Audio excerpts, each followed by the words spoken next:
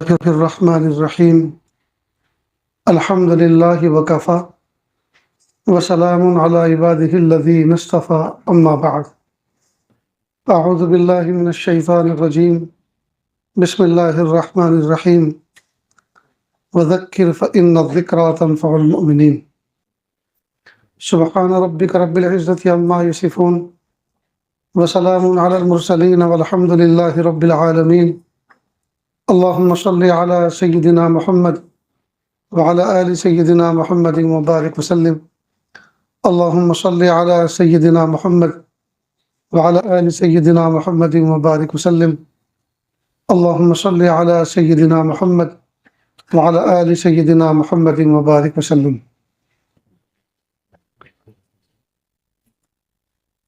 ایک تو یہ مہینہ وہ مہینہ ہے جس میں اللہ رب العزت نے پیارے محبوب صلی اللہ علیہ وسلم کو دنیا میں مبعوث فرما کر دنیا کے اندھیروں کو دور کیا، اور دوسرا یہ کہ ہم ہر طرف دیکھ رہے ہیں برائی کا زور اور کفر کا شور ہے۔ دونوں سے ملی جلی کچھ بات عرض کرنی ہے، سنیں اور دل کے کانوں سے سنیں۔ تاریخ میں ایک بزرگ گزرے ہیں، عبداللہ اندلسی رحمۃ اللہ علیہ۔ وہ اپنے مریدین کے ساتھ کسی بستی سے گزر رہے تھے، اور بستی عیسائی مذہب سے تعلق رکھتی تھی۔ اہل بستی عیسائی مذہب سے تعلق رکھتے تھے، تو وہاں دیکھا کہ سب صلیب کی عبادت کر رہے ہیں، اس کی طرف جھکے جا رہے ہیں۔ تو حضرت عبداللہ اندلسی رحمۃ اللہ علیہ جو اپنے مریدین کے ساتھ خواص کے ساتھ جا رہے تھے، دیکھا کہ کیسے بیوقوف لوگ ہیں، اتنے بڑے رب کو چھوڑ کر صلیب کی عبادت کر رہے ہیں۔ پھر تھوڑا آگے بڑھے، ایک کنویں کے اوپر محلے کی عورتیں پانی بھر رہی تھی، وہاں کھڑے ہو گئے، خلاف معمول ان عورتوں کی طرف دیکھتے رہے۔ کافی دیر ہو گئی تو ایک مرید نے ہمت کر کے، غالباً علامہ شبلی رحمۃ اللہ علیہ تھے، انہوں نے کہا کہ حضرت ہمیں نماز بھی پڑھنی ہے، ہمیں آگے بھی بڑھنا ہے، تو یہاں سے ہٹے ہم۔ تو کہا جاؤ اپنا کام کرو، میں تمہارے اب کام کا نہیں رہا۔ بڑے حیران ہوئے، حضرت آپ چلیے۔ نہیں میں کہہ رہا ہوں اب میں تمہارے کام کا نہیں رہا، تم چلے جاؤ۔ ایک رعب تھا، ایک دبدبا تھا، جو بات کہہ دی مان لیا سب نے، طرف ہو گئے، چلے گئے۔ وہ جو کنویں کے اوپر مینڈ کے اوپر کھڑے ہو کر پانی بھرنے والی عورتیں تھیں، اس میں ایک جوان خوبصورت لڑکی تھی۔ وہ جب پانی لے کر چلی تو اس کے پیچھے پیچھے عبداللہ اندلسی چلتے رہے۔ وہ ایک دروازے میں داخل ہو گئی، یہ باہر کھڑے ہو گئے، اور اس لڑکی نے جا کے اندر خبر دی اپنے والد کو کہ باہر ایک شخص کھڑا ہوا ہے، میرے پیچھے پیچھے کنویں سے چل کر آیا۔ وہ باہر نکلے، بھائی کیا بات ہے؟ کہ یہ جو لڑکی اندر داخل ہوئی ہے مجھے اس سے شادی کرنی۔ تو بھیا آپ اجنبی ہو، مسلمان دکھتے ہو، ہم عیسائی ہیں، ایسے تو ہم کیسے نکاح کر دیں اپنی بچی کا آپ کے ساتھ؟ ہم آپ کو جانتے نہیں، ہم نے آپ کو پرکھا نہیں، ہم نے آپ کو برتا نہیں، تو آپ کچھ دن ہمارے گھر رہیں، ہماری خدمت کریں، ہمارا دل جیتے، پھر ہم آپ کی جو ہے وفاداری یہ سب دیکھیں گے، اس کے بعد فیصلہ کریں گے۔ کہ مجھے منظور ہے۔ اللہ اکبر، کبھی ایک عیسائی کے گھر میں خادم بن کر، نوکر بن کر رہ گئے۔ لمبا وقت ہو گیا، علامہ شبلی رحمۃ اللہ علیہ کے دل میں یہ خیال آیا، میرے شیخ اللہ کے ولی تھے، لگتا ہے ان پہ کوئی اللہ کی طرف سے آزمائش آئی ہے، مجھے ان کی خبر لینی چاہیے۔ چنانچہ تنے تنہا کسی کو کہے بغیر نکل پڑے، اور جہاں یہ واقعہ وجود میں آیا تھا اسی بستی میں پہنچ گئے۔ پھر پوچھا کہ بھئی اسی طرح کا ایک قافلہ بہت زمانے پہلے یہاں آیا تھا، تو اس میں ہمارے ایک شیخ تھے، پھر وہ اسی بستی میں ٹھہر گئے اور ہمیں بھیج دیا انہوں نے، آپ ہمیں بتا سکتے ہیں کہ وہ کس حال میں کہاں ہے؟ تو کسی نے کہا جاؤ پہاڑ کے دامن میں ایک شخص سور چرا رہا ہے، وہی وہ شخص ہے۔ کہ وہاں پہنچ گئے۔ عیسائی کے ہاں سوروں کا ریوڑ تھا، روزانہ وہ ان کو سور چرانے کے لیے بھیجتا تھا۔ خیری پہاڑ کے دامن میں پہنچے تو دیکھتے کیا ہے، وہی دستار جس کو سر پہ لگا کر کبھی جمعے کا خطبہ دیا کرتے تھے، وہی جبہ، وہی عصا جس کو لے کر منبر رسول صلی اللہ علیہ وسلم پہ کھڑے ہو کر واعظ و نصیحت کیا کرتے تھے، اسی شان کے ساتھ ٹیک لگا کے خنزیروں کی نگرانی کر رہے ہیں، خنزیر چل رہے ہیں، بس پیروں کے نیچے سے زمین ہل گئی۔ علامہ شبلی قریب آئے اور کہا، حضرت آپ تو حافظ قرآن تھے، کیا آپ کو قرآن پاک یاد بھی ہے یا بھول گئے؟ کہ سب کچھ بھول چکا ہوں، صرف ایک آیت یاد رہ گئی ہے، وَمَن يُهِنِ اللَّهُ فَمَا لَهُ مِن مُكْرِمٍ، اللہ تعالیٰ جس کو ذلیل کرنے پائے اس کو کوئی عزت دینے والا نہیں۔ کہا آپ تو حافظ حدیث بھی تھے، حدیث میں کچھ یاد ہے آپ کو؟ کہ کچھ بھی نہیں، صرف ایک حدیث یاد رہ گئی ہے، من بدل دینہ فاقتلوہ، کہ جو شخص اپنے دین کو بدل دے اس کو قتل کر دو۔ یہ حدیث یاد رہ گئی، یہ آیت یاد رہ گئی، باقی مجھے کچھ بھی پتہ نہیں۔ بس یہ سن کر علامہ شبلی کی چیخ نکل گئی، زمین بوس ہوئے، سر دریز ہوئے اور کہا، میرے پیارے اللہ، میرے شیخ کی، میرے استاذ کی مغفرت کر دیجیے۔ ادھر شیخ عبداللہ محمد رشید کو دیکھتے رہے، خود بھی سر دریز ہوئے اور اللہ کے سامنے گڑ گڑا کر دعا کی اور مناجات میں یہ الفاظ کہے، پیارے اللہ، لگتا تو نہ تھا کہ آپ مجھے ایسا آزمائیں گے، اللہ میں آپ کا بندہ ہوں، آپ مجھے معاف کر دیجیے۔ بس اللہ تعالیٰ کی طرف سے ایک تجلی پڑی تھی، سب کچھ سلب کر لیا تھا، ادھر رجوع کیا اللہ کی طرف تو اللہ پاک نے وہ چیز پھر عطا فرما دی۔ اور اب کی بار چونکہ جو کچھ ملا وہ عطائی تھا، وہ کسب سے نہیں، پہلے جو کچھ تھا وہ تو کسب سے حاصل کیا تھا، کمایا ہوا تھا، محنت کی ہوئی تھی، مجاہدے ریاضتیں کی ہوئی تھی، لیکن اب کے جو ملا وہ کسب کا نہیں تھا، وہ تو عطا تھی اللہ کی، اور اللہ کی عطا کسب کے مقابلے میں زیادہ افضل ہوا کرتی ہے۔ چنانچہ پہلے سے کہیں زیادہ روحانیت کا زور اور روحانیت کی قوت اور روحانیت کا ایک معیار اللہ پاک نے ان کو عطا فرمایا۔ اللہ کی شان، خانقاہوں میں شور ہو گیا، علاقوں میں دھوم مچ گئی، شیخ آ رہے ہیں اور پہلے سے بھی زیادہ اچھی حالت میں آ رہے ہیں، اللہ پاک نے ساری چیزوں کو آباد کر دیا۔ یہی علامہ شبلی نے پوچھا، حضرت اصل معاملہ آپ کے ساتھ بنا کیا، یہ ہوا کیسے؟ ہمارے لیے تو اس میں بہت بڑا سبق اور عبرت ہے، لیکن یہ ہوا کیسے؟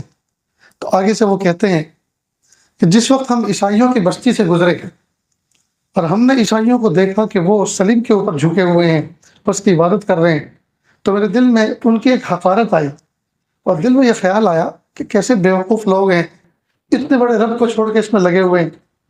اسی وقت میرے دل سے ایسا لگا جیسے کوئی کبوتر نکلا ہو، وہ شاید میرا ایمان تھا۔ اس وقت میری کیفیت ایسے لگی، میرے دل سے کوئی چیز نکل گئی، اللہ تعالیٰ کو یہ چیز پسند نہ آئی کہ آپ نے وہ جو کچھ کر رہے ہیں ان کا ذاتی عمل سمجھا، ان کا ذاتی عمل نہیں تھا، وہ تو ہم نے ان کو مبتلا کر رکھے ہیں، اور تم جو ایمان پر ہو تم اس کو اپنی ذاتی خوبی سمجھتے ہو، یہ تمہاری خوبی نہیں ہے، ہم نے تم کو ایمان پر باقی رکھا۔ تو اگر ہم چاروں طرف دیکھ رہے ہیں اپنے ہاتھوں سے بنائی ہوئی چیزوں کو، جی کچھ دن کے لیے کچھ سمجھ بیٹھے ہیں اور ان کے ارد گرد کھڑے ہو کر ان کی عبادتیں کر رہے ہیں، ان کو عقیدت اور محبت کی نظر سے دیکھا جا رہا ہے، تو یہ ہم ان کا ذاتی عمل نہ سمجھیں۔ اللہ پاک نے مجھے اور آپ کو اپنے ایمان کی قدر دانی کے لیے اللہ پاک نے عبرت کا ایک موقع دیا، ورنہ معاملہ الٹا بھی ہو سکتا ہے، ہم ادھر کھڑے ہو اور وہ یہاں جھکے ہوئے، بھی تو ہو سکتا ہے، اللہ اس بات پر بھی قادر ہے۔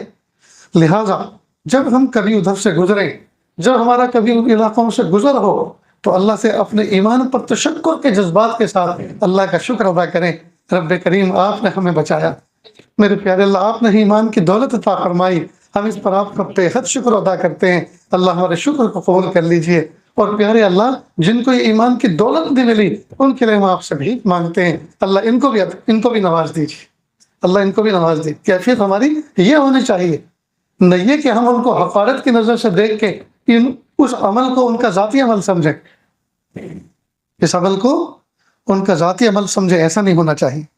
اتنی بات سمجھ میں آ رہی ہے نا؟ اب لگے ہاتھوں یہی ایک بات اور سمجھ لیں جس سے پہلے بھی آج کئی دفعہ ذکر کر چکا ہے. سیدنا موسیٰ علیہ السلام ایک مرتبہ جنگل میں عصا لے کر موجود تھے. اللہ پاک نے پوچھا وَمَا تِلْكَ بِيَمِينِكَ يَا موسیٰ، اے موسیٰ آپ کے دائیں ہاتھ میں کیا ہے؟ تو پوچھنے والے اللہ، جو پوچھنے سے پہلے جانتے ہیں، جس کے ہاتھ میں اس کو بھی جانتے ہیں، جو چیز ہے وہ اس کو بھی جانتے ہیں، اس لیے کہ دونوں کو اللہ ہی نے تو پیدا کیا. لیکن پھر بھی اللہ نے پوچھا کہ دیکھیں میرے لاڈلے موسیٰ کیا جواب دیتے ہیں. قال ہی عصا، اللہ جی یہ تو میری لاٹھی ہے. اور لاٹھی کہہ کے بس نہیں کیا، خاموش نہیں رہے، بلکہ لاٹھی کے فوائد پر اللہ کے سامنے ایک جامع تقریر کر ڈالی. قال ہی عصا، یہ میری لاٹھی ہے، اتوکل علیہا، اس پر میں ٹیک لگا کے کھڑا ہوتا ہوں، اور اس کے ذریعے سے اس کو میں درختوں پہ مار کر اپنے جانوروں کے لیے، بکریوں کے لیے چارہ جھاڑتا ہوں. ولی فیہا مآرب اخری، اور اللہ یہ بڑے کام کی چیز ہے، اس کے ساتھ میرے اور بھی مفادات وابستہ ہیں. اللہ نے فرمایا اچھا اے موسیٰ اتنے کام کی چیز ہے، القیہا یا موسیٰ، اے موسیٰ ذرا اس کو چھوڑو تو، ہاتھ سے گراؤ، نیچے چھوڑو. اب یہاں حضرت موسیٰ علیہ السلام نے اللہ تعالیٰ سے حجت نہیں کی کہ آپ پہلے تو پوچھا کہ کیا ہے، جب میں نے صاف صاف جواب دے دیا، اس کے فوائد بھی بیان کر دیے، تو اب کہہ رہے ہیں چھوڑ دو، تو کیا میرا جواب پسند نہیں آیا؟ آپ ایسی حجت نہیں کی. جب اللہ نے فرمایا چھوڑ دو، چھوڑ دیا. اور جو کہا چھوڑ دیا، جب کہا اور چھوڑ دیا انہوں نے، فَإِذَا هِيَ حَيَّةٌ تَسْعَىٰ، تو سانپ بن گئے. اب اللہ فرما رہے ہیں خود اس کو پکڑ لو، خُذْهَا وَلَا تَخَفْ، اس کو پکڑ لو اور ڈرو مت. اب عقل کہہ رہی ہے کہ لو، ایک تو جو دوست تھا اس جیسے چیز سے اسی سے مقابلہ کرتے تھے، اس جیسے دشمن سے اسی سے خبر لیتے تھے، وہی دوست دشمن بن گیا ہے، اور اب کہا جا رہا ہے کہ پکڑ لو. تو عقل کہہ رہی ہے کہ پکڑنا مت، یہ تمہارے ساتھ میں کوئی کھیل ہو رہا ہے. آج تم ہتھے چڑھ گئے. پہلے تو پوچھا اور اس کے فوائد جب تم نے بیان کر دیے تو کہا اس کو چھوڑ دو. جب چھوڑ دیا تو وہی دوست جس سے اس جیسی بادھا سے مقابلہ کرتے تھے وہی دوست دشمن بن گیا، اور اب کہا جا رہا ہے کہ اس کو پکڑ لو. اب بالکل پکڑنا مت. تو ادھر سے آ رہی ہے خبر کیا کہ اس کو پکڑ لو، اور ادھر سے عقل گویا ہے وہ کہہ رہی مت پکڑو. تو اللہ کا حکم کا تقاضا یہ پکڑ لو، اور عقل کا تقاضا یہ کہ مت پکڑو. دونوں میں لڑائی ہو رہی گویا. وقت کے نبی علیہ السلام نے عقل کی نہیں مانی، خبر کی مانی. پکڑ لیا، ہمت کر کے پکڑ لیا، اور جیسے پکڑا تو وعدے کے مطابق سنعیدھا سیرتہ الاولیٰ، ہم اس کو اصل شکل پہ لوٹا دیں گے. اللہ نے اس کو کنورٹ کر دیا، لوٹا دیا. اس کو چیک تو کیا ہوگا اچھی طرح سے کہ پورا بن گیا ہے یا تھوڑا بہت باقی رہ گیا ہے کہیں سے. یہاں تک تو آپ نے پڑھا بھی ہوگا، پڑھیں گے بھی، سنا بھی ہوگا، سنیں گے بھی، صبح قیامت تک انشاءاللہ. لیکن اللہ تعالیٰ بین السطور ہمیں ایک سبق دے رہے ہیں اس واقعے کو سنا کر کہ میرے محبوب کے امتیوں، حضرت موسیٰ علیہ السلام کے ساتھ میں ہمارا یہ معاملہ ہوا تھا. اب صبح قیامت تک ذرا آپ سمجھ لو. تو حضرت موسیٰ علیہ السلام کو اللہ پاک نے گویا یہ سبق دیا، اے میرے لاڈلے موسیٰ، میں نے تم سے پوچھا تمہارے ہاتھ میں کیا ہے، تم نے مزے لے کر لاٹھی کے فوائد بیان کیے، لاٹھی کو تم نے نفع والی چیز سمجھا. جب میں نے کہا اس کو چھوڑ دو تو میرے حکم سے تم نے چھوڑ دیا، اور جب چھوڑ دیا تو ہم نے اس کو سانپ بنا دیا، اور سانپ کو دیکھ کے تم ڈر گئے، اور سانپ کو تم نے نقصان والی چیز سمجھا، لاٹھی کو نفع والی چیز سمجھا، اور سانپ کو نقصان والی چیز سمجھا، تبھی تو ڈر گئے. جب ہم نے کہا اس کو پکڑ لو، جب تم نے ہمارے حکم سے اس کو پکڑ لیا تو ہم نے اس کو پھر لاٹھی کی شکل میں تبدیل کر دیا، یعنی وہی نفع والی شکل میں. اے موسیٰ خبردار، لاٹھی کے اندر نفع پہنچانے کی صلاحیت نہیں ہے. ہم چاہیں تو نفع دینے والی لاٹھی کو نقصان دینے والے سانپ میں تبدیل کر دیں، اور سانپ کے اندر نقصان دینے کی صلاحیت نہیں ہے. ہم چاہیں تو نقصان دینے والے سانپ کو نفع والی لاٹھی کی شکل میں تبدیل کر دیں. نفع اور نقصان تو ہمارے حکم سے ہوتا ہے، چیزوں کے اندر نہیں ہوتا. نفع نقصان تو ہمارے حکم سے رکھا جاتا ہے، چیزوں کے اندر نفع نقصان نہیں ہوتے. اللہ ہمارا اس کو ایمان کا جز بنا دے. اللہ اس حقیقت کو ہمیں سمجھا دے. یہ دنیا میں ڈرا رہی ہے، یہ جو دنیا میں دبا رہی ہے، یہ جو دنیا میں بیوقوف بنا رہی ہے، ہم سمجھ جائیں اچھی طرح سے کہ اللہ کا حکم کیا ہے. اللہ چاہتے کیا ہے، اللہ ہم سے کیا بیہو دیکھنا چاہتے ہیں، کیا برتاؤ دیکھنا چاہتے ہیں، کس موقع پر ہم کیا ریئیکٹ کریں، کس موقع پر ہم اللہ کے سامنے اپنے آپ کو کیسے پیش کریں۔ پورا کا پورا دین دوستوں اتباع کا نام ہے، پورا کا پورا دین امتثال امر کا نام ہے، اللہ کے حکم مان لینے کا نام پورا کا پورا دین ہے۔ لیکن افسوس کی بات ہے کہ ہم نے 2-3 چیزوں کے اندر دین کو محدود کر لیا، نماز کے اندر، رمضان کے روزوں کے اندر، حج زکوٰۃ کے اندر، بس اس میں ہم نے دین کو جو ہے محدود کر دیا کہ یہ تو دین کے شعبے ہیں، یہ تو دین کی چیزیں ہیں، باقی کمانا، نفع نقصان یہ ہمارا کام ہے، آپ اپنی عقل سے کمائیں گے، بولنا یہ ہمارا ذاتی عمل ہے، ہم جس کو چاہے بیوقوف بنائیں، جس کو چاہے جس کے سر پہ چاہے ٹوپی پہنائیں، یہ ہمارا ذاتی عمل ہے، نفع نقصان یہ ہمارا ذاتی عمل ہے، ہم اپنے حساب سے دنیا کو جو ہے لے کے چلیں گے۔ یاد رکھیں، پیدائش کی صبح سے لے کر وفات کی شام تک 24 گھنٹے 8 پہر اللہ تعالیٰ کے حکموں کے مطابق زندگی گزارنا، یہ ہے ٹوٹل دین۔ بولیں تو کیسے بولیں، کتنا بولیں، چلیں تو کیسے چلیں، بیٹھے تو کیسے بیٹھیں، کھائیں تو کیسے کھائیں، پہنیں تو کیسے پہنیں، سوئیں تو کیسے سوئیں، اٹھیں تو کیسے اٹھیں، جی خوشی منائیں تو کیسے منائیں، غمی منائیں تو کیسے منائیں، شادی بیاہ کریں تو کیسے کریں، گھر میں کسی کی پیدائش ہو تو کس طرح سے اللہ کا شکر ادا کریں، اس موقع پہ کیا کریں اور کیا نہ کریں۔ یہ سب چیزیں دوستوں سیکھ کر کرنے کی ہیں، ان سب چیزوں کو سیکھنا اور سیکھ کر ان پر اس کے موقع پر عمل کرنا، یہ اللہ سے ہم مانگیں اپنے بھیک میں۔ لیکن افسوس کی بات ہے بس چند چیزوں کو ہم نے دین سمجھا ہے اور باقی ہر چیز کو اپنی مرضی سے لے کر چل رہے ہیں، یہ دین نہیں ہے دوست۔ یاد رکھنا، طبیعت الگ چیز ہے، شریعت الگ چیز۔ ہم شریعت پر عمل نہیں کر رہے، طبیعت پر عمل کر رہے، جہاں دیکھی بھلی صورت مچل بیٹھے کہ یہ لیں گے، جو لگا اچھا اس پر عمل کر لیا، جی جو اچھا لگا اس پر عمل کر لیا، یہ تو موقع موقع کا دین ہے۔ یہ عزیز کہا کرتا ہے کہ ہمارا حال یہ ہے کہ اگر ہمیں کوئی لمبا سفر کرنا ہو اور ہمارے پاس گاڑی ہو سیکنڈ ہینڈ پرانی سی، اور اس کے اسپیئر ویل جو ہے اس کے اندر بھی پنچر پڑا ہوا ہے، ڈیزل کی ٹنکی بھی تھوڑی بھری ہوئی ہے، اور سب سے بڑی مصیبت یہ ہے کہ جیب خالی، سفر لمبا ہے، جیسے تیسے کر کے کچھ پیسے جمع کیے اور سفر پہ نکلے، اب گاڑی پرانی، سفر رات کا، اس اسپیئر ویل میں بھی پنچر پڑا ہوا اور جیب بھی خالی اور سفر ہے لمبا۔ اب حادثے سے بچنے کی جتنی دعائیں یاد ہیں سب پڑھ ڈالتے ہیں، اس لیے کہ پنچر نہ ہو جائے، پیسے نہ گھٹ جائیں، کوئی بڑا خرچہ نہ آ جائے، کسی سے گاڑی ٹکرا نہ جائے، کہیں جو کچھ موجود ہے جمع پونجی اسی کو دینی نہ پڑ جائے۔ تو حادثے سے بچنے کی جتنی دعائیں یاد ہوتی ہیں سب پڑھ لیتے ہیں، اور مسلسل ذکر اذکار میں وقت گزرتا ہے جب تک کہ سفر برا نہ ہو جائے۔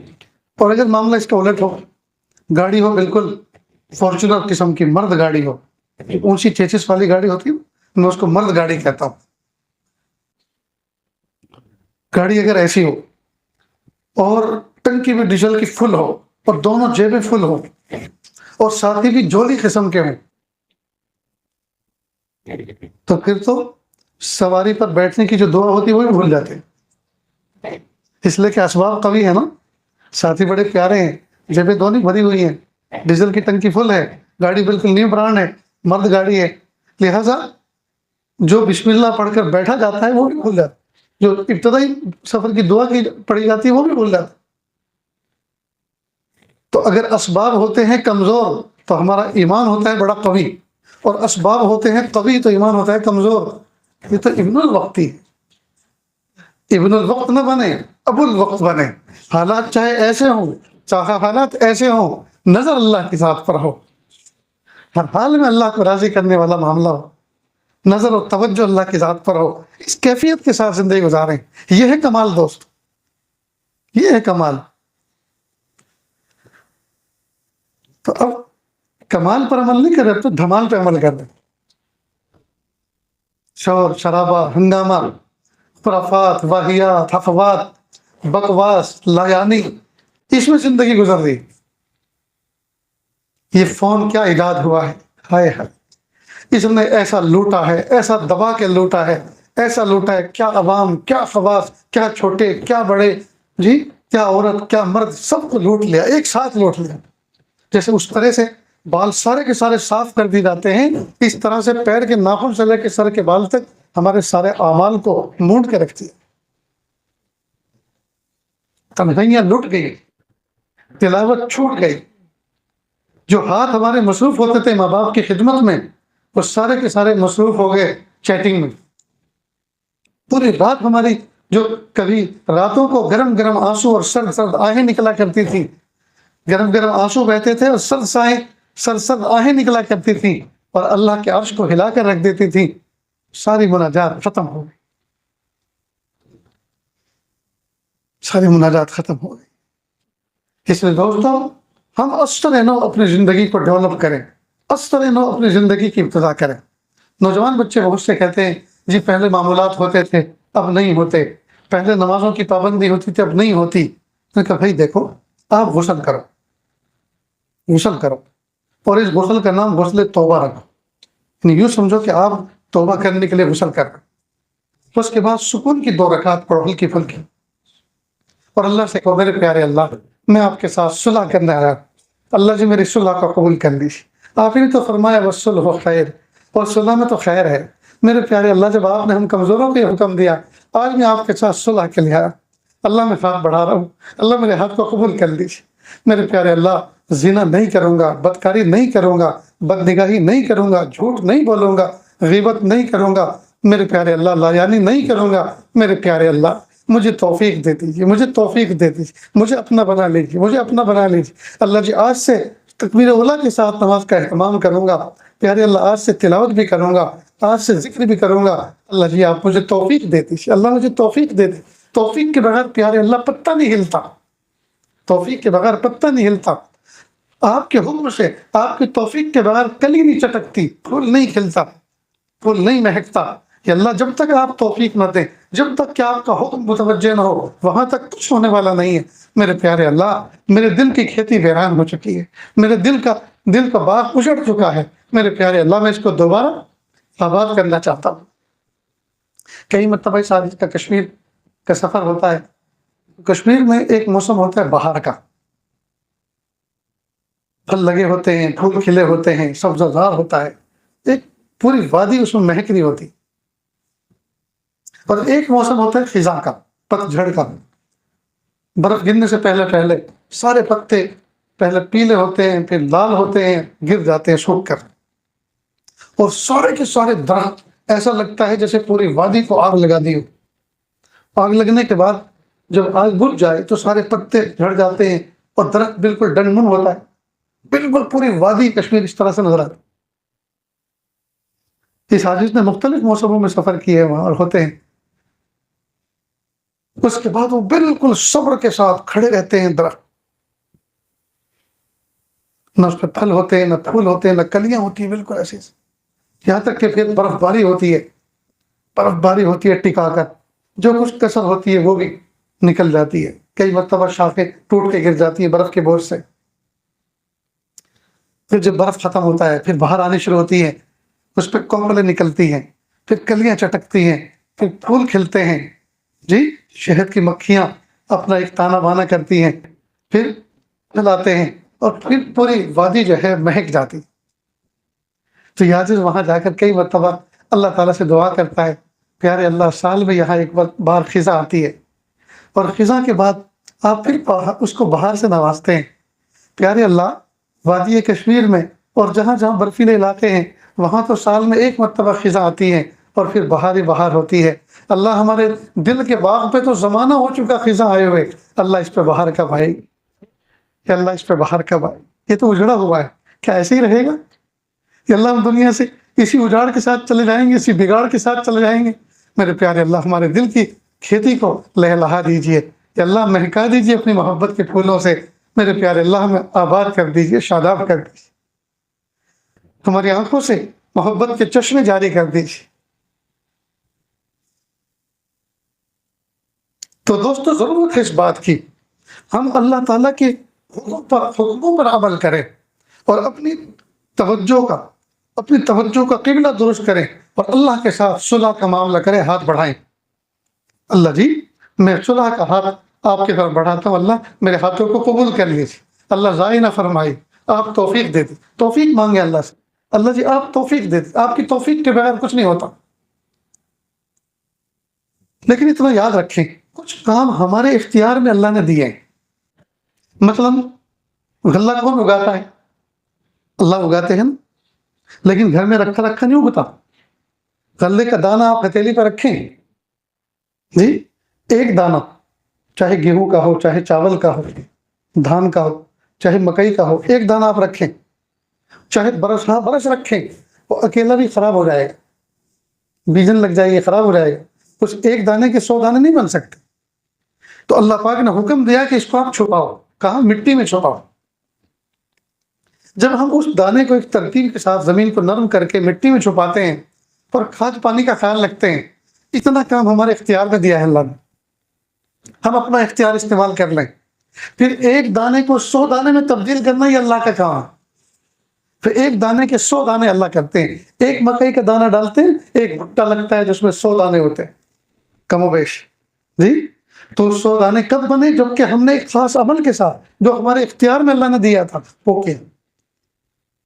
اگر ہم مکئی کے دانے کو ممبر پہ رکھتے اللہ کے گھر میں ممبر پہ، تو نہ وہ 100 بننے والے تھے، نہ 200 بننے والے تھے، وہ اکیلا دانہ بھی ضائع ہو جانے والا تھا۔ ہتھیلی پہ رکھتے وہ اکیلا بھی ضائع ہو جاتا۔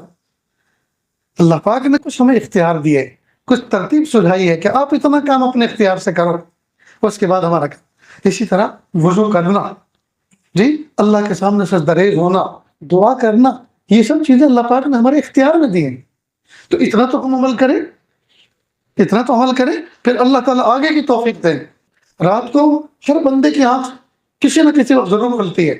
ہم نے مانا کہ اس وقت سستی غالب ہے، نفس و شیطان غالب ہیں، تہجد پہ نہیں کھڑے ہو رہے، لیکن کم از کم بیٹھ کر اللہ کے سامنے بند آنکھوں کے ساتھ جی اللہ سے کہ اللہ جی میں آپ کا بندہ ہوں، اللہ جی بہت کمزور ہوں، اللہ بہت پریشان ہوں، میرے پیارے اللہ آپ مجھے معاف کر دیجیے، اللہ مجھے توفیق دے دیجیے، اللہ مجھے ہمت دے دیجیے، اللہ مجھے صحت دے دیجیے جی، اور وہ آخر تک سو جاؤ۔ اگر تہجد گزاروں میں شمار نہ ہوا تو بھیک مانگنے والوں میں تو شمار ہو جائے گا۔ تہجد گزاروں میں اگر شمار نہ ہوا تو بھیک مانگنے والوں میں تو شمار ہوگا۔ اتنا تو کر لیں، اور کیا پتہ اللہ اس ادا کو اللہ ایسا پسند فرما لیں کہ اس کے بعد اللہ پاک مصلی کو گرم کرنے والا بنا دے۔ تو جتنا اللہ پاک نے مجھے اور آپ کو اختیار دیا ہے، ہم اس اختیار کا استعمال کریں اور ہمتوں کے ساتھ آگے بڑھیں، کچھ ہمت کریں۔ اللہ پاک نے ہمت ایک خزانہ رکھا ہے ہمارے اندر، یہ باطنی خزانہ ہے، چھپا ہوا خزانہ ہے۔ ابھی میں آپ کو کہوں کہ اٹھ جاؤ، سب بس ہو گئی بات، جتنی ہونے جاؤ، حضرت کچھ بات کریں، کہیں گے یہ دل لگ رہا ہے، سننے کو دل کر رہا ہے، کچھ بات کریں۔ نہیں میرا کچھ ارادہ نہیں ہے، اٹھ جاؤ، اے سی بھی چل رہا ہے، بہت اچھا ماحول ہے، دل بھی لگ رہا ہے، ضرورت بھی ہے ہمیں، بات کریں۔ تو میں انکار کرتا رہوں اور آپ اصرار کرتے رہیں، یہی سلسلہ چلتا رہے۔ اور اتنی دیر میں کوئی لمبی سی چیز آ جائے یوں چلنے والی، تو پھر مجھے کہنے کی ضرورت ہے کہ اٹھ جاؤ، بھاگتے ہو جاؤ گی کہ نہیں؟ اور پھر تو کون کس اسٹائل میں بھاگے گا، کس کی ٹوپی اترے گی، کس کے کندھے پہ پیر رکھا جائے گا، کس کا چشمہ ٹوٹے گا، وہ تو منظر ہی جو ہے آپ کے سامنے اس کی منظر کشی نہیں کی جا سکتی۔ معلوم ہوا ہمت دل کے اندر ہے، وہ کسی موقع پہ ظاہر ہوتی، کسی موقع پہ ظاہر ہوتی۔ شہر میرٹھ کے اندر دیوالی کا موقع تھا، ایک ہاسپٹل تھا، میرے ایک بھتیجے کی بچی اس کے اندر ایڈمٹ تھی، انہوں نے سنایا واقعہ۔ اور ہاسپٹل کے ساتھ میں ایک فرنیچر کا شو روم تھا، اور پھر پٹاخوں کی دکان تھی، پٹاخوں کی دکان میں آگ لگی، اور وہ آگ فرنیچر کی دکان نے پکڑ لی، اور وہ ہاسپٹل سے لگا ہوا، اور وہاں الرٹ جاری ہو گیا کہ وہی سب اپنی جان بچاؤ۔ وہ مریض جو کئی ہفتوں سے پڑے ہوئے تھے، ڈاکٹر تھک گیا تھا اٹھا کر کے بھائی بیٹھو یار کچھ ہمت کرو، وہ خود اپنی بوتل لے کے بھاگ گئے، وہ اپنی جو ڈرپ چڑھ رہی تھی ان کو گلوکوز کی بوتل لگی تھی، اپنی بوتل لے کر بھاگ گئے۔ تو یہ ہمت کہاں سے آ گئی؟ ہمت تھی، استعمال نہیں کر رہے تھے۔ تو اللہ پاک نے ہر مومن کے اندر ہمت کا خزانہ رکھا ہے، اچھا وہ بھاگ تو گئے پھر واپس آئے بھی نہیں، اس لیے کہ واپس آئیں گے تو بل دینا پڑے، تو پھر اسپتال والوں نے قانون بنایا کہ آدھار کارڈ پہلے جمع کرو تاکہ تمہیں ڈھونڈا تو جا سکے۔ اللہ رب العزت نے میرے اور آپ کے اندر ہمتوں کا خزانہ رکھا ہے۔ ہم کبھی کبھی اپنے نفس سے لڑ جایا کریں، اپنے نفس سے اڑ جایا کریں، اور اللہ کے سامنے اللہ سے توفیق مانگ کر، میرے پیارے اللہ میں نے اپنے نفس سے جنگ مول لے لی ہے، اللہ مجھے فتح دے دی، اللہ اپنے نفس سے میں نے لڑائی مول لے لی ہے۔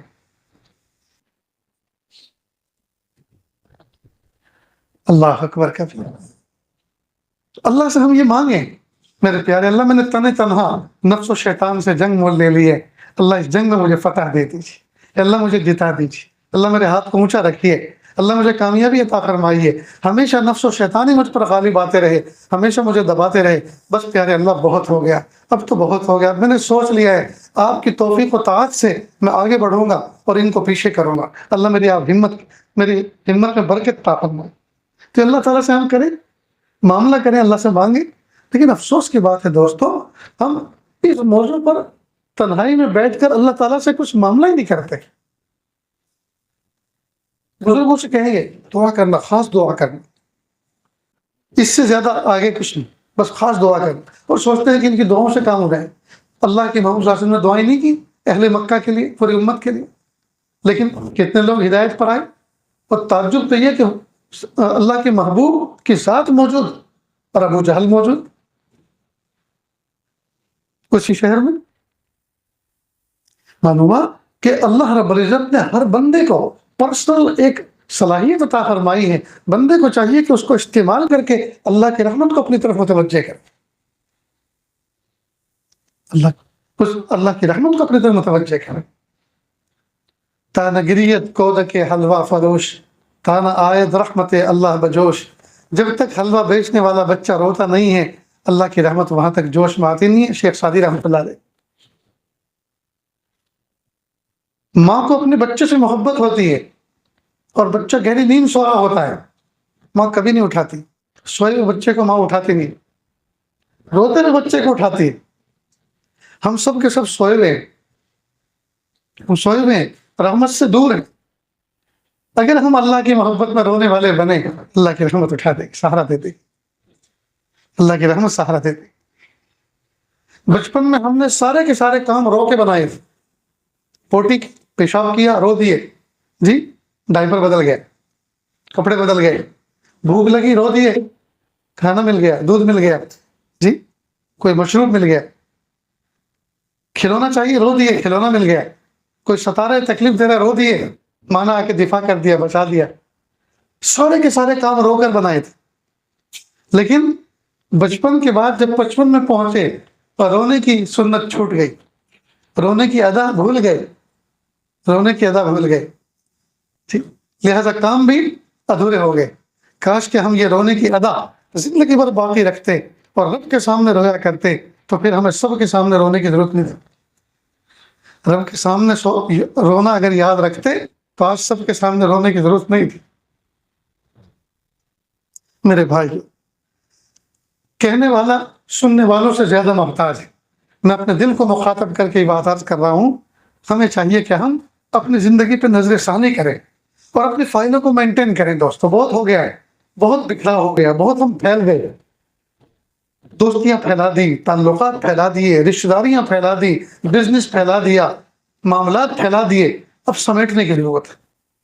شورٹ کریں آپ، بہت کون سی نعمت ہے جو نہیں کھائی، کون سے کپڑا ہے جو نہیں پہنا، کون سے شوق ہے جو پورا نہیں ہوا، سب کچھ تو کر ڈالو، سب کچھ تو کر ڈالو۔ اب بس ایک ہی شوق کو اپنا شوق بنا لے، وہ ہے اللہ کی محبت، اللہ کی محبت۔ یا تیرا تذکرہ کرے ہر شخص، یا پھر مجھ سے گفتگو نہ کرے۔ یہ عبارت لکھ کے لگا لو اپنے سامنے، یا تیرا تذکرہ کرے ہر شخص، یا پھر ہم سے گفتگو نہ کرے۔ بھئی ہم سے بات کرنی ہو تو اللہ کی بات کرو، اس کے علاوہ کوئی بات ہم سے مت کرو، ہم آپ کے کام کے نہیں، ہم آپ کے کام کے نہیں رہے۔ یہ کیفیت ہونی چاہیے، ہر وقت ہو ہاں ہاں، ہر وقت جو ہے خرافات، موبائلوں میں خرافات، محفلوں میں خرافات، کھانے پینے میں خرافات، ہر آدمی بس اپنی دھن میں مست ہے. اس لیے ایک ایک حرف کو، ایک ایک لفظ کو تول کر بولو، سوچ کر بولو. اور میرے جملوں پر پکڑ آ سکتی ہے اللہ کی، میری جملوں پر، میری گفتگو پر اللہ کی پکڑ آ سکتی ہے. اگر کچھ ہنسنے والی بات بھی کہنی ہے تو 70 مرتبہ سوچ لو، اگر نہیں کہوں گا تو کوئی نقصان تو نہیں ہو جائے گا، اور اگر کہوں گا تو کیوں کہہ رہا ہوں، کیوں کہوں گا. کسی مومن کا دل خوش کرنا، کسی مومن کا دل خوش کرنا ہے جی، اس لیے سے کہنا ہے تو بہت اچھا کہیں. مومن کا دل خوش کرنا تو مطلوب ہے، مومن کا دل خوش کرنا تو مطلوب ہے. حضرت مولانا ابرار احمد صاحب دھلیوی رحمۃ اللہ علیہ، اللہ ان کو غریق رحمت فرمائے، ان کے پاس کوئی شخص آیا، کہا کہ حضرت دعا کر دیجئے، دم کر دیجئے، سر بہت گرم ہے. کہا سرگرمی تو مطلوب ہے، سرگرمی تو مطلوب ہے. بہرحال دوستو، ایک تو جو آج کل کا ماحول ہے اس میں ہمیں کس طرح کا اپنا برتاؤ کرنا ہے اور اللہ کی ذات کے ساتھ میں ہمیں کس طرح سے رہنا ہے، وہ ذرا اچھی طرح سمجھ لیں کہ ہم ان مناظر کو دیکھ کر اللہ کا شکر ادا کریں. رب کریم آپ نے ہمیں ایمان کی دولت عطا فرمائی، اس نعمت عظمیٰ پر ہم آپ کا شکر ادا کرتے ہیں، قبول کر لیجیے. اور پیارے اللہ، جو آپ کی رحمت کو چھوڑ کر اور آپ کے در کو چھوڑ کر اپنے ہاتھوں سے بنائے ہوئے معبودوں کو جی اپنا سب کچھ مان رہے ہیں، سب کچھ سمجھ رہے ہیں، محبت کے جذبات ان کے اوپر نشاور کر رہے ہیں، میرے پیارے اللہ آپ ان کو بھی ہدایت اور توفیق دے دیجیے، ان کو بھی اپنا بنا لیجیے. یہ کیفیت ہونی چاہیے. اپنے ایمان کو اپنا ذاتی کمال نہ سمجھیں، اور ان کے کفر و شرک کو ان کا ذاتی نقصان نہ سمجھیں. فیصلے اللہ کی طرف سے ہوتے.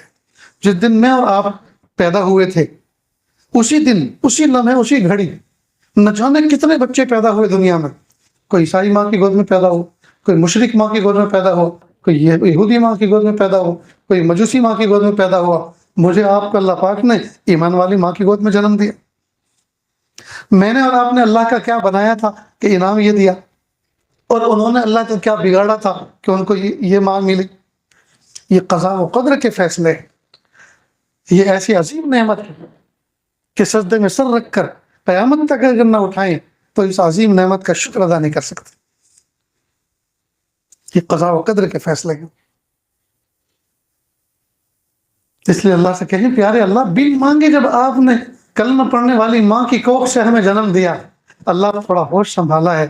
میرے پیارے اللہ بہکنے سے اور بھٹکنے سے بچا لیجیے، بہکنے سے اور بھٹکنے سے بچا لیجیے. اللہ میں ایمان کی کیفیت کے ساتھ، ایمان کی سلامتی کے ساتھ آپ کے پاس واپس پلٹنا چاہتے ہیں، واپس جنت میں آباد ہونا چاہتے ہیں. میرے پیارے اللہ ہم ناپے تولے جانے کے قابل نہیں ہیں، ملنے کے بعد چھننے سے بچا لیجیے. ایمان ملنے کے بعد چھننے سے بچا لیجیے. یہ چیز ہم اللہ سے مانگیں. ہر نماز کے بعد اللہ سے دعا کریں جی، راتوں کی تنہائیوں میں اللہ سے دعا کریں، راتوں کی تنہائیوں میں اللہ سے دعا کریں. نیز اللہ کے محبوب صلی اللہ علیہ وسلم کو اللہ پاک نے اس مہینے میں دنیا میں مبعوث فرمایا. ہم اللہ تعالیٰ کا شکر ادا کریں اس نعمت پر، اور اللہ کے محبوب صلی اللہ علیہ وسلم کے احسانوں کو ہم یاد کریں. ہم سیرت کی کتابیں پڑھیں، سیرت کے واقعات پڑھیں، ان کتابوں کو کی تعلیم کا حلقہ بنائے گھر میں. 2، 5، 10 منٹ اللہ کے محبوب صلی اللہ علیہ وسلم کی مختلف پہلو کی جو سیرتیں ہیں، محبوب صلی اللہ علیہ وسلم معاشرتی زندگی میں کس طرح رہتے تھے، معاملات کی زندگی میں اللہ کے نبی صلی اللہ علیہ وسلم کا کیا معمول تھا، اور تعبدی اعتبار سے، عبادت کے اعتبار سے محبوب صلی اللہ علیہ وسلم کا کیا انداز تھا. مختلف سیرت کے پہلوؤں پر ہم تعلیم کے حلقے گھر میں قائم کریں. جب کسی چیز کا تذکرہ ہوتا ہے، جب کسی چیز کا تذکرہ ہوتا ہے تو تذکرے سے وہ دل میں وہ بات دل میں جم جاتی ہے. جب تذکرے نہیں ہوتے تو آدمی اپنے آباء و اجداد کے نام تک بھول جاتا ہے. جب نام نہیں لیے جاتے تو آدمی نام بھولتا ہے کہ نہیں بھولتا. تو ہم اللہ کے محبوب صلی اللہ علیہ وسلم کی سیرت کے مذاکرے کریں، سیرت کا مطالعہ بھی کریں، اس کے مذاکرے کریں، ان کی محفلوں میں شرکت کریں، اس کو سنیں، تاکہ محبوب صلی اللہ علیہ وسلم کے ساتھ محبت ہمارے دلوں میں جمی رہے. اللہ کے محبوب صلی اللہ علیہ وسلم کی پیدائش پر اور اللہ کے محبوب صلی اللہ علیہ وسلم کی آمد پر ہم ڈھول تماشے جو ہے بجائیں، دنیا بھر کی خرافات کریں، اس کا ہمیں حکم نہیں ہے. اللہ کے محبوب صلی اللہ علیہ وسلم کی پیدائش پر حقیقی خوشی تو اس بات کی ہے کہ ہم اللہ کے محبوب صلی اللہ علیہ وسلم کی سنتوں پر عمل کرنے والے ہیں. محبوب کی جی سنتوں کا چلن ہم اپنی زندگی میں لائیں، یہ ہے اصل خوشی، یہ ہے اصل خوشی. محبوب صلی اللہ علیہ وسلم کے معاملات کیسے تھے، اتار چڑھاؤ زندگی کا کیسا تھا، جوانی کیسی تھی، بچپنا کیسا تھا، وفات سے پہلے کے کیا حالات رہے، پیدائش کے بعد کے حالات کیسے رہے، جی نبوت ملنے سے پہلے کیسے تھے، نبوت ملنے کے بعد کیسے تھے، ازدواجی زندگی کیسی تھی، اجتماعی زندگی کیسی تھی، انفرادی زندگی کیسی تھی، ٹھیک میدان کارزار میں ہوتے تھے تو کیسے ہوتے تھے، اور جب اللہ کے سامنے سجدہ ریز ہوتے تھے تو کیسے ہوتے تھے. یہ ساری کی ساری چیزوں کا مجموعی کیفیت کا مجموعہ ہم اپنے سامنے جو ہے اپنے پیش نظر رکھیں اور اس کے اعتبار سے اپنی زندگی میں پھول کھلائیں، اس کے بعد اپنی زندگی میں ترتیب لائیں. پھر دیکھیے ہماری زندگی کیسی صاف ستھری ہے. آج ہمارا حال یہ ہے، ہمارے محلوں سے گزر جاؤ جہاں محبوب صلی اللہ علیہ وسلم نے اپنے آنگن میں صاف کرنے کی فضیلت بیان فرمائی، جہاں النظافۃ نصف الایمان، الطہارۃ شطر الایمان کما قال علیہ الصلوۃ والسلام واضح حدیث موجود ہیں، آج ان امتیوں کا محل سب سے زیادہ گندے نظر آئے. جہاں صفائی ستھرائی پر احادیث ہیں، فضیلت کی حدیثیں موجود ہیں، آج وہی امت کا حال یہ ہے سب سے زیادہ گندے نظر آئے. داڑھی رکھ رہے ہیں تو کنگھا نہیں کر رہے، بال رکھے ہوئے ہیں تو تیل نہیں ڈال رہے. اللہ کے محبوب صلی اللہ علیہ وسلم زلفے رکھتے تھے اور تیل اتنی کثرت سے ڈالتے تھے کہ مستقل ایک کپڑا الگ سے اللہ کے نبی صلی اللہ علیہ وسلم کے سر پر ہوتا تھا، اس کے اوپر امامہ باندھتے تھے تاکہ امامہ بڑا ہوتا ہے یہ خراب نہ ہو. چھوٹے کپڑے کا دھونا تو آسان ہے، بڑے کپڑے کا دھونا مشکل ہے، تو آسان کام اختیار کر رکھا تھا تاکہ زائد تیل وہ جذب کر لے کپڑا اور اس کو دھو دیا جائے، اوپر والا جو امامہ ہے وہ خراب نہ ہو. اور آج کل ہمارا حال یہ ہے کہ ہم سنتوں کے نام پر بال رکھ رہے ہیں اور بھوت بنے پھر رہے ہیں. ایسا ہونا چاہیے کہ آدمی کو رغبت ہو، آدمی کو سنتوں کو دیکھ کر رغبت ہو کہ نہیں میں اس سنت پر عمل کروں. دیکھو ماشاءاللہ چہرہ کیسا سجا ہوا ہے، اللہ کے نبی صلی اللہ علیہ وسلم کی سنت کو سجائے ہوئے چہرے. ہم اس سنت پر عمل کریں گے اور اس سنت کا جو حق ہے وہ ادا کریں گے، اور اس سنت کے لیے جو چیزیں جو ہے درکار ہوتی ہیں ان کو ہم استعمال کریں. مسواک نہیں کرتے، وہ کرتے ہیں تو جہاں رکھیں گے، اور اس کے برش بھی ایسے کہ جیسی داڑھی میں خضاب، ویسے گٹکا کھا کے پان کھا کے اس مسواک کا رنگ، مسواک رنگین، داڑھی رنگین، اور جس جیب میں رکھا ہے وہ جیب بھی سنگین. اب بتائیے کہہ رہے کہ سنت کے بارے میں آپ ایسا کہہ رہے ہو، ارے سنت کو آپ توہین کر رہے ہیں. یہ کیا اس طرح سے رکھنے کی چیز؟ اس کا برش آپ اس کا نیا طرح تیار کرو، زائد فاضل اس کے جو ریشے ان کو کاٹو، ان کو مینٹین کر کے رکھو، آدمی کو رغبت ہو.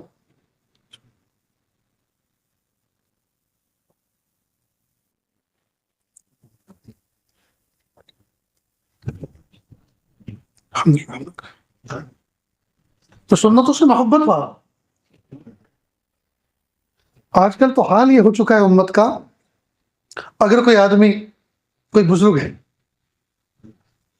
سیدھا سادہ آدمی ہے، یہاں پان کے دھبے لگے ہوئے ہیں، ایک پانچا اونچا ہے ایک نیچا ہے، ٹوپی ٹیڑھی ہے، کہتے ہیں بہت پہنچا ہوا بزرگ. وہ پہنچا ہوا بزرگ نہیں ہے، پہنچا ہوا غافل ہے، بہت بڑے اللہ کے ولی، بہت بڑے اللہ کے ولی، بہت بڑا غافل آدمی. اس کو ولی کہتے ہیں. اللہ کے محبوب صلی اللہ علیہ وسلم کی سنت کے اتباع پر آدمی اللہ کا ولی بنتا ہے. تو سنت کی اتباع تو یہ صاف ستھرے رہتے، سلیقے کے ساتھ رہتے. الول جلول کا نام ہم نے جو ہے پہنچا ہوا بزرگ رکھ دیا ہے، یعنی غفلت کا نام، ساری اصطلاحات بدل گئی. غلط بات ہے، سلیقے کے ساتھ رہیں. برسات کے موسم میں یہ عاجز کئی مرتبہ دینی بات کرنے کے لیے کسی مسجد میں جاتا ہے تو کئی مرتبہ مجھے اتنی گھن آتی ہے. مسجد میں داخل ہوں گے، جوتے چپل ایک دوسرے کے اوپر پڑے ہوئے ہوں گے، پلٹے ہوئے ہوں گے، ایک دوسرے کے اوپر رکھے ہوئے ہوں گے. اس منظر کو دیکھ کر کتنے دن تک اور کتنے وقت تک اس کا اثر رہتا ہے. اور لوگوں کے گھروں میں ٹوائلٹ باتھ روم میں جانا، ہو دل پہ پتھر رکھ کے جانا پڑتا ہے. ہر آدمی فارغ ہو کے باہر نکلتا ہے یہ دیکھ کے نہیں جاتا کہ میں کیا چھوڑ کے جا رہا ہوں. ارے کم از کم اپنے کیے ہوئے پہ پانی بہا کے تو جاؤ.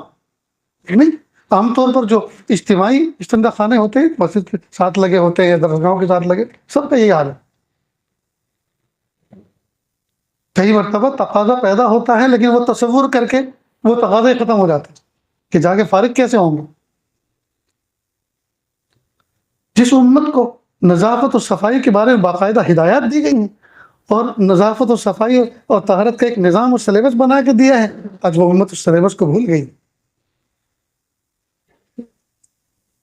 بہرحال دوستو، اس مہینے میں اللہ کے محبوب صلی اللہ علیہ وسلم کی سیرت کا خوب تذکرہ ہو، مناسبت سے خوب تذکرہ ہو، اور اپنے پیر کے ناخن سے لے کے سر کے بال تک محبوب صلی اللہ علیہ وسلم کی سنتوں کو سامنے رکھتے ہوئے اپنے آپ کو مینٹین کریں، اپنے آپ کو ترتیب دیں، اپنے آپ کو ترتیب دیں، اور ہماری زندگی میں اللہ کے محبوب صلی اللہ علیہ وسلم کی سنتیں چلتی پھرتی نظر آئیں، چلتی پھرتی نظر. ایک ہمارے بزرگ استاذ تھے، ان سے کسی نے کہا کہ حضرت سنت طریقے کے مطابق وضو کیسے کیا جاتا ہے؟ حضرت نے فرمایا دیکھو بھائی، ایسے تو میں آپ کو زبان سے نہیں بتا سکتا، بس آپ وضو کے وقت جب میں وضو کر رہا ہوں تب آپ مجھے بیٹھ کے دیکھ لیجئے گا، میں کوشش اس بات کی کرتا ہوں کہ سنت کے مطابق وضو کروں. دیکھو یہ ہے عملی نمونہ. ہم سے اگر کوئی پوچھے کہ حضور کیسے تھے، جی حضور کا طریقہ کیا تھا، اللہ کے نبی صلی اللہ علیہ وسلم تو 1400 سال پہلے آئے تھے. دو جملوں میں تو میں محبوب صلی اللہ علیہ وسلم کا سراپا بیان نہیں کر سکتا.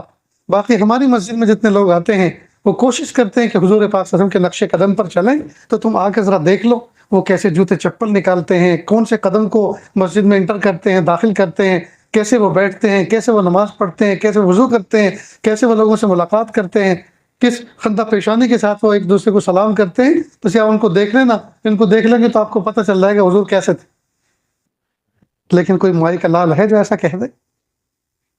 اس لیے کہ زندگی تو ہماری اجڑی ہوئی ہے، زندگی تو سنت کے مطابق ہے نہیں، تو پھر ہم کسی کو کسی دلیل پر کیسے جگہ جمع کر سکتے؟ بہرحال دوستو، اللہ کے محبوب صلی اللہ علیہ وسلم کی سنتوں کو، اللہ کے محبوب صلی اللہ علیہ وسلم کی سیرت کو ہم اپنی زندگی میں لائیں اور اس پر عمل کریں گے نا انشاءاللہ. اللہ تعالیٰ سے دعا ہے اللہ تعالیٰ کہنے سننے سے زیادہ عمل کی توفیق عطا فرمائے. وآخر دعوانا ان الحمد للہ رب العالمین.